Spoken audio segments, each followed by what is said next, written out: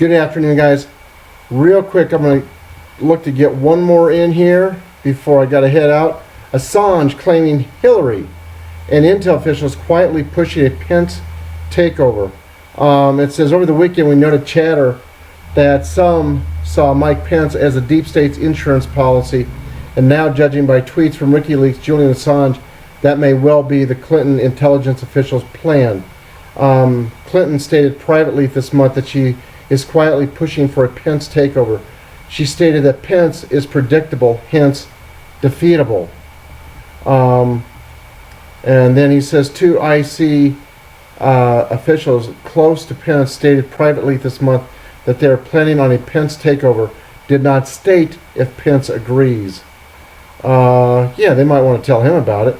It says, as we concluded previously, if Trump doesn't adopt the Cold War 2.0 approach of Barack Obama and Hillary Clinton and is forced out of his own administration in the same manner as Flynn, it will become clear why once we learn who will replace him, Mike Pence.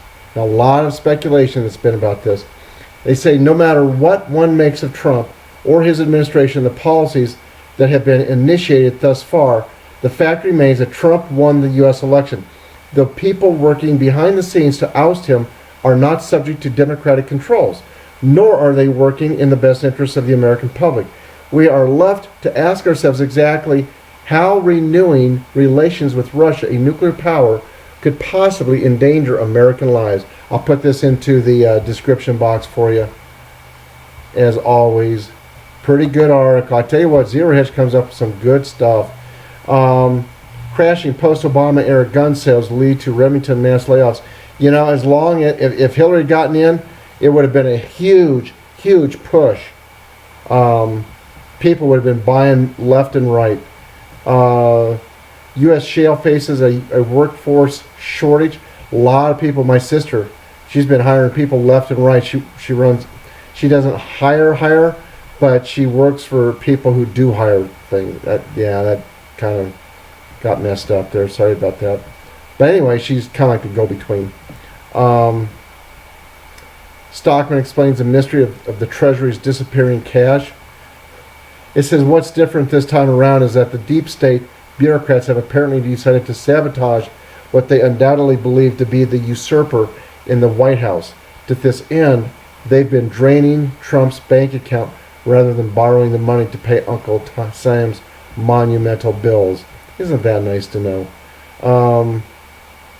What else here? Economic business confidence starts to roll over. Let's see here. British Lord compares Brexit voters to Hitler, Mussolini, Stalin, rejects people's will. Well, piss on him. Don't need him. They say it's a very dangerous step towards a doctrine that the people's will must always prevail. Woo! Lord forbid! The people don't want to do what they want. Oh, hell no. Yeah, you know better, massa. Yeah. Kid, screw you, you piece of shit. I tell you what. These people, you know what?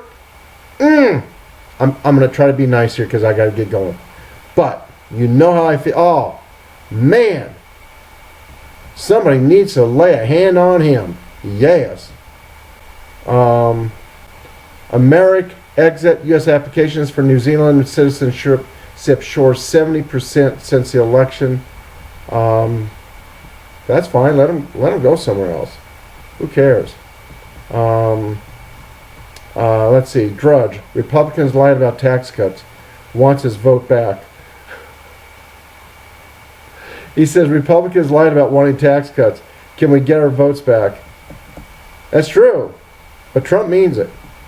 So hopefully, you know, it says he's got to work with a bunch of snakes and rats is what he's got to work with. And then Fallon, formerly charged with misuse of public funds. French stocks tumble.